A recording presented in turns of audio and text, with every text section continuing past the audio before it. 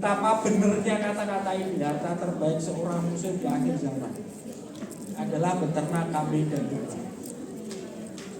Loh, pertanyaan ini pertanyaan pernah diajukan sama teman saya. Loh, dan ini kalau saya yang maaf bukan kemudian merendahkan atau apa, yang kemudian kamu bukan muslim, nggak apa-apa, boleh.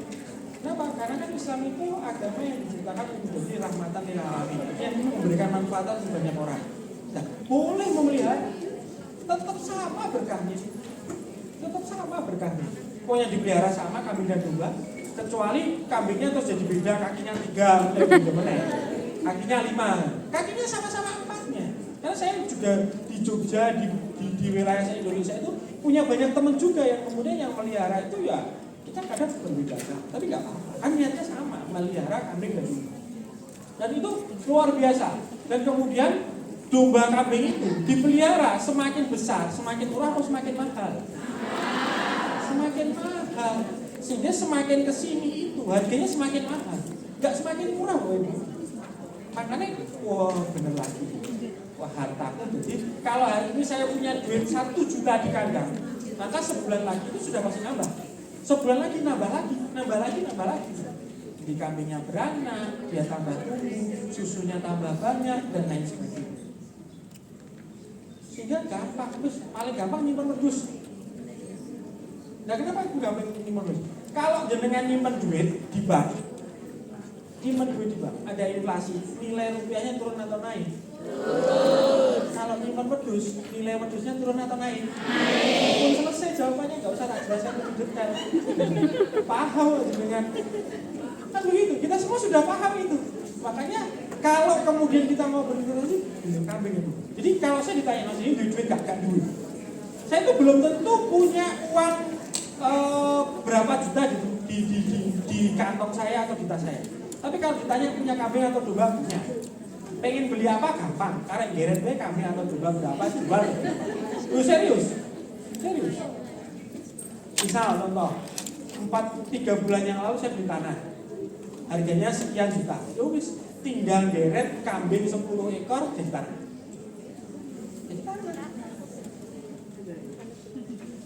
Pengen tadi udah disampaikan sama Pak Luki. Kita kan punya mimpi. Saya itu dari 2015, mimpi saya itu tidak hanya 1 tahun apa, saya sudah punya mimpi sampai 2025 besok. Jadi sudah tak tuliskan. Apa mimpi saya di 2020, 2021, 2022, 2023, 4, 5, 6, 7 sampai besok saya sudah punya mimpi itu. Dan saya yakin, kalau tadi Pak Luki sampaikan berapa ya? 5% ya Pak tadi? 5%. Kalau saya meyakini mimpi itu akan terwujud 100%. Loh kan awalnya itu berjanji. Minta Allah. Jadi tugas kita itu hanya meminta ke Yang Maha Kuasa. Ketika kemudian kita berdoa, pasti dikabulkan. Entah dikabulkannya hari ini, besok, tahun depan, atau kapan, atau kalau nggak di dunia di akhirat. Pasti permintaan itu atau doa itu kan dikabulkan. Jadi saya itu kalau di rumah jadi buka pintu kamar atau pintu kamar itu, di depan pintu kamar saya itu ada tulisan. Ada tulisannya. 2020 saya pengen apa? 2021 saya pengen apa? 2022 saya pengen apa? 3 apa, 4 apa, 5 apa? Semua sudah tak tulis. Dan alhamdulillah satu persatu itu terkabulkan. Kan? Karena tadi benar kata Pak Luki, tugas kita itu hanya berusaha. Tugas kita itu hanya bekerja. Selebihnya serahkan yang di atas. Nggak ngerti kita bagaimana kemudian nasib kita. Kan dunia seperti ini. Sesungguhnya Allah tidak akan merubah keadaan suatu kaum sebelum kita sendiri yang mau merubah. Jadi kalau kita ingin punya cita-cita itu ya tugasnya siapa yang merubah? Diri kita. Bukan tugasnya Pak Luki, bukan tugasnya Pak Gale. Pak Gale itu hanya menjembatani. Pak Luki hanya memotivasi bagaimana kita merubah cita. Makanya dari situ saya kemarin mikir, wah apa yang benar ya? 2016 saya beternak itu apa yang benar? Jadi ketika kemudian saya memutuskan untuk resign dari salah satu tempat kerja saya, ibu saya itu ya udah menolak, bojo to lebe, apa yo tenan harus kompeni wedhus. Iya tenan.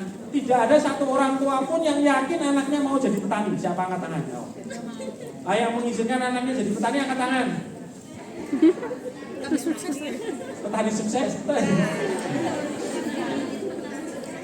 Gimana Bu?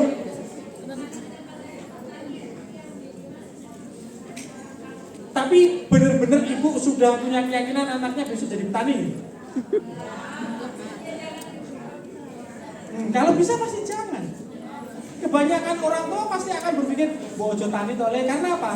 Orang berpikir bahwa representasi petani itu adalah orang tua pakai kaos dalam singlet gitu, pakai capil, ya, bawa cangkul, kumuh, kotor, terus kemudian hitam, terus kemudian mohon maaf dalam tanda petik miskin, kan begitu?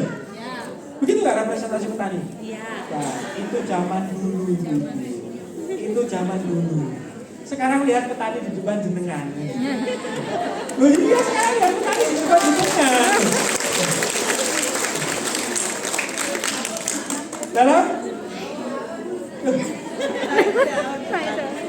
Petani milenial. Nah emang anaknya jenengan itu bukan milenial loh.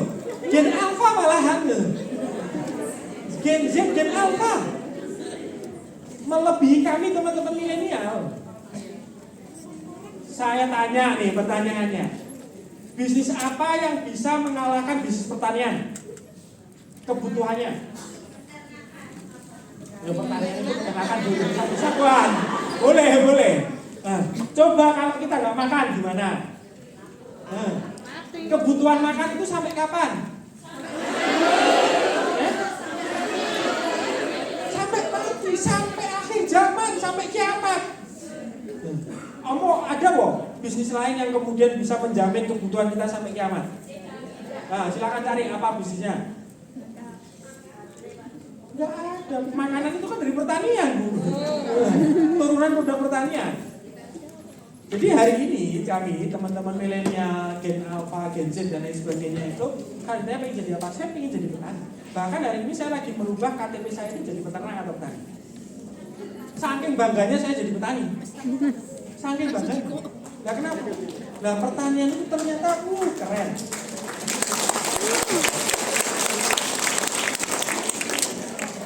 Yang tidak keren adalah sistem agribisnis yang diterapkan di pertanian kita. Itu yang bikin kita. Itu yang kemudian harus kita benahi pelan-pelan. Makanya pertama ini pahami dulu. Nek kita sudah yakin bahwa beternak kambing dan domba itu adalah salah satu usaha yang menarik, yang keren, maka kita nanti akan pelajari bagaimana sih sistem agribisnisnya. Nah, selanjutnya. Nah, sini lewat lah. Ini lewat.